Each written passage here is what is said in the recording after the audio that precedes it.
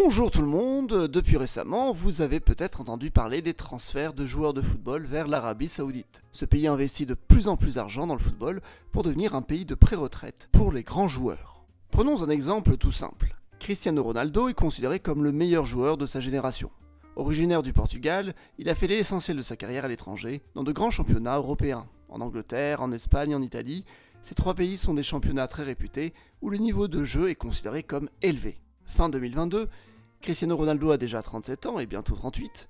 Bref, c'est un joueur vieillissant, très populaire mais qui ne pourra pas voir son niveau évoluer. Son coût reste très élevé malgré la baisse de son niveau et aucun club européen n'a envie de dépenser de telles sommes. Voilà pourquoi Cristiano Ronaldo a été contacté par l'Arabie Saoudite. Ce pays s'en fiche de la baisse de niveau du joueur. Ce que désire l'Arabie Saoudite, c'est de faire parler d'elle.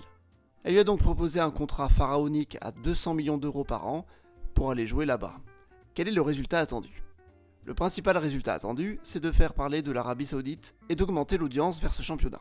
Cristiano Ronaldo fut un premier test, mais l'Arabie Saoudite veut aller encore plus loin en achetant parmi les meilleurs joueurs du monde qui se préparent à la retraite. Benzema, actuel Ballon d'Or, est allé dans le club de Al-Ittihad à Jeddah. Son compatriote français champion du monde, N'Golo Kanté, a lui aussi rejoint le club 2 semaines après. D'autres grands joueurs ont été contactés, certains sont en cours de négociation et d'autres ont préféré refuser malgré les offres mirobolantes. C'est le cas de Lionel Messi, actuel champion du monde, meilleur joueur de sa génération et en fin de carrière. Ce dernier, malgré la proposition d'un salaire d'un demi-milliard d'euros par an pour un contrat de 3 ans, a préféré partir pour l'Inter de Miami aux États-Unis. Concrètement, il se passe quoi ? Le monde est divisé en plusieurs zones dans le monde du football. L'Europe de l'Ouest est le terrain de jeu des grands joueurs. C'est là qu'on trouve les plus grands championnats. Ce sont des championnats à très haut niveau, très médiatisés, avec les meilleurs joueurs du monde. Il n'y a rien de plus prestigieux que gagner un grand championnat européen, si ce n'est de gagner la Ligue des champions d'Europe. L'Amérique du Sud est un très bon réservoir à joueurs de talent, mais les championnats brésiliens et argentins restent des championnats secondaires. Souvent les meilleurs joueurs de ces pays-là feront leur carrière en Europe. Ensuite, nous avons les pays à pré-retraite. C'est les pays qui ont des petits championnats mais assez d'argent pour acheter de bons joueurs en fin de carrière. Les États-Unis, la Chine et l'Arabie Saoudite sont les principaux représentants. Un joueur comme Kaka, par exemple, a eu un parcours typique de grand joueur. Brésilien, il a commencé au Brésil, puis une fois remarqué, c'est en Europe qu'il a fait l'essentiel de sa carrière. Après un certain âge, c'est aux États-Unis qu'il a fait ses dernières années. Les États-Unis présentent un championnat calme et tranquille, mais qui paie bien. Un joueur comme Didier Drogba, une fois la trentaine bien entamée, a joué en Chine, en Turquie, au Canada et aux États-Unis jusqu'à ses 40 ans, alors que sa véritable carrière a été réalisée en Angleterre. Comme vous pouvez le voir, depuis les années 2010, l'Arabie Saoudite est un pays de pré-retraite. Mais depuis 2023, le pays a véritablement envie de changer la donne en devenant un championnat à célébrité, quitte à dépenser d'énormes sommes d'argent. Mais avant d'en parler, on va faire un petit tour historique pour comprendre comment l'Arabie Saoudite en est arrivée à ce choix. Dans cette vidéo, je parlerai aussi de 2 autres pays, les Émirats Arabes Unis et le Qatar, 2 autres pays du Golfe Persique qui ont misé sur le football pour étendre leur influence. Ces 3 pays partagent de nombreux points communs. Ce sont des monarchies arabes et musulmanes. Ce sont des pays très conservateurs où l'islam est au centre de la législation. Et ces 3 pays sont considérés comme des régimes autoritaires. Économiquement, les 3 pays se sont développés grâce aux matières premières, le pétrole et le gaz, et ils ont fait appel à une très grosse main-d'œuvre. Il y a plus de 80% d'étrangers au Qatar et aux Émirats Arabes Unis, et 30% d'étrangers en Arabie Saoudite. On va voir comment ces 3 pays ont opéré pour se faire connaître et remarquer, via le sport ou d'autres domaines. Comme je l'ai déjà dit, les 3 pays ont des ressources d'hydrocarbures.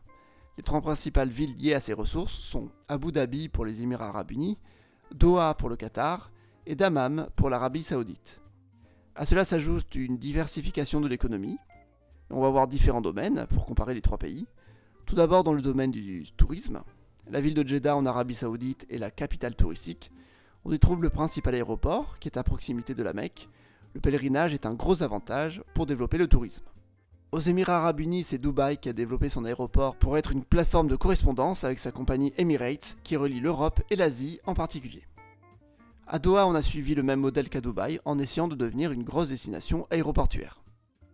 Aujourd'hui, Dubaï est le 4e aéroport au monde en nombre de passagers avant la crise du Covid. Doha et Jeddah sont loin derrière, même pas dans le top 50 mondial.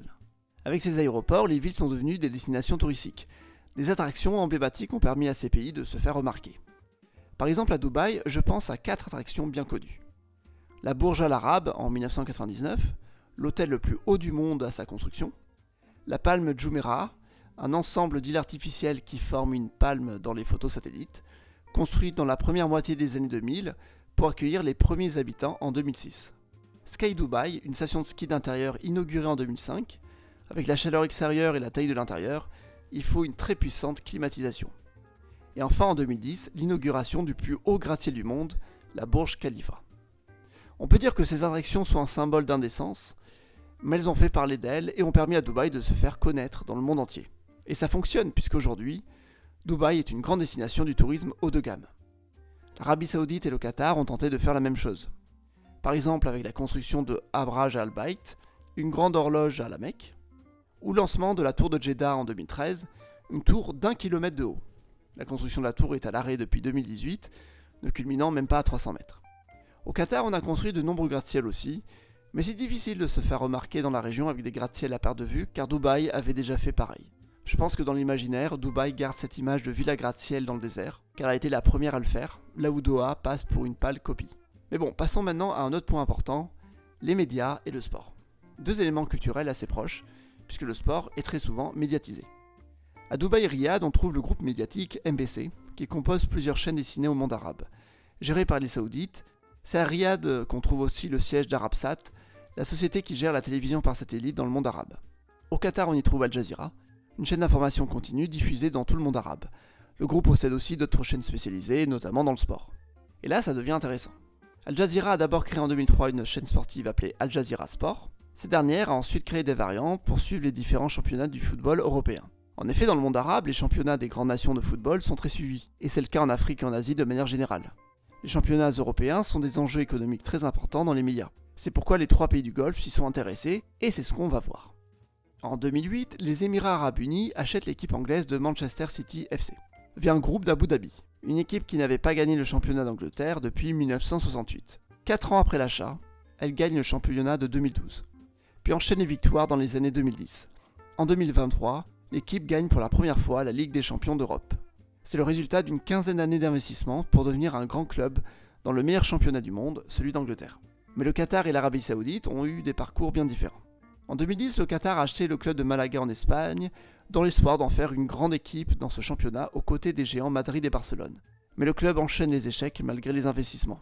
Depuis 2014, les investissements sont suspendus, mais le club reste au groupe qatari. Entre-temps, en 2011, le Qatar investit dans l'achat du Paris Saint-Germain du championnat français, mais en 2010, ce même pays réussit à obtenir l'organisation de la Coupe du Monde de football pour l'année 2022.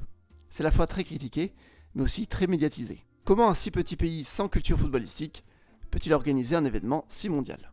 En 2011, en plus du rachat du club français, le Qatar crée beIN Sport, un réseau de chaînes de télévision sportives à destination de l'étranger. beIN Sport s'implante d'abord en France, où les droits de différents événements sportifs sont attachés. Il y aura des équivalents en espagnol, en anglais et en turc pour différents marchés. Et en 2022, quand la Coupe du Monde a lieu, le Qatar est au sommet de sa réussite. Le mondial est ultra médiatisé, le Qatar utilise son réseau télévisé pour vendre les droits, et plusieurs stars du football sont mises en avant. La finale affronte notamment Kylian Mbappé de l'équipe française contre Lionel Messi de l'équipe argentine. Ces deux joueurs, parmi les plus populaires au monde, sont dans le même club, le Paris Saint-Germain, qui appartient au Qatar. Gros coup de communication. Cependant, pas tout est positif.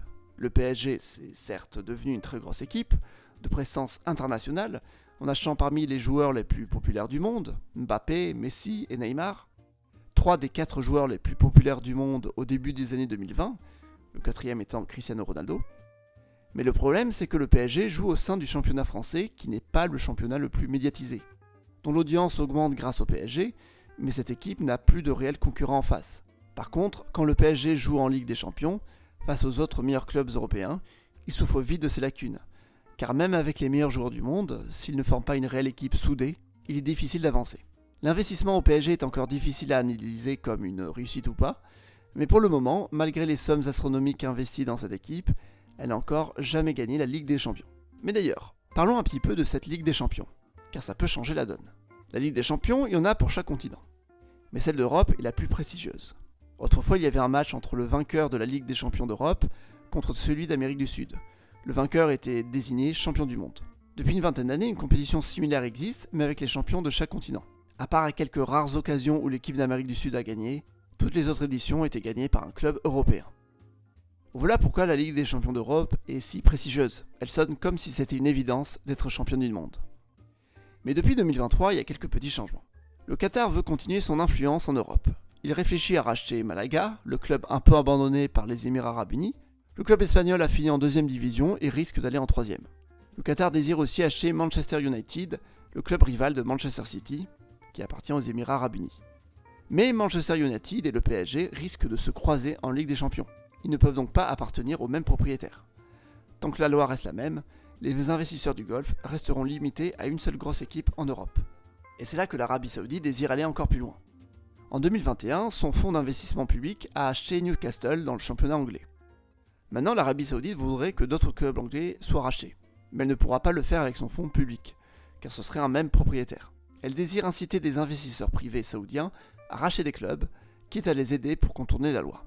Pour aller encore plus loin, l'Arabie Saoudite a proposé une somme colossale à Cristiano Ronaldo pour qu'il aille jouer dans le club Al Nasr, basé à Riyad. Comme je l'ai dit en début de vidéo, d'autres grands joueurs ont été contactés et certains ont commencé à jouer à Jeddah. Bref, l'Arabie Saoudite commence à miser sur des joueurs en fin de carrière, mais n'hésite pas à monter la barre très haute pour attirer parmi les joueurs les plus populaires. Essayons d'imaginer un avenir optimiste dans les projets de l'Arabie Saoudite. Dans cette utopie, l'Arabie Saoudite arrive à acheter de plus en plus de très bons joueurs. Le championnat saoudien devient de plus en plus regardé car les grandes stars y sont présentes. Ensuite, même des joueurs jeunes et pleins d'avenir sont achetés, permettant au championnat d'avoir un très haut niveau et par la même occasion d'être au centre de l'attention. En 2025 aura lieu la Coupe du Monde des clubs sous son nouveau format avec un total de 32 équipes, dont 4 équipes asiatiques en se basant sur les 4 derniers champions de la Ligue des champions d'Asie. On sait que le club saoudien Al Hilal sera présent d'office car il a gagné en 2021. L'Arabie Saoudite doit miser pour faire gagner en 2024 un autre club saoudien, comme par exemple Al Nasr avec Cristiano Ronaldo ou Al Ittihad, le club basé à Jeddah. Et dans le meilleur des cas, avec ces superbes joueurs qui ont coûté très cher, l'Arabie Saoudite pourrait voir un de ses clubs devenir champion du monde de la première édition à 32 équipes. On peut rêver, non ? Entre-temps, en 2024, la FIFA doit désigner le pays hôte de la Coupe du Monde 2030. L'Arabie Saoudite est candidate et c'est sûrement celle qui est prête à miser le plus d'argent. Alors, est-ce que l'Arabie Saoudite va devenir une grande nation du football ? Est-ce que tous les yeux seront rivés sur elle dans le futur ? Est-ce que ça contribuera à sa puissance culturelle ? On verra ça d'ici 2025, si ça aura porté ses fruits. Et on verra si le mercato estival 2023 portera ses fruits aussi. Merci d'avoir regardé la vidéo jusqu'au bout. Si elle vous a plu, mettez un pouce bleu et abonnez-vous. À la prochaine.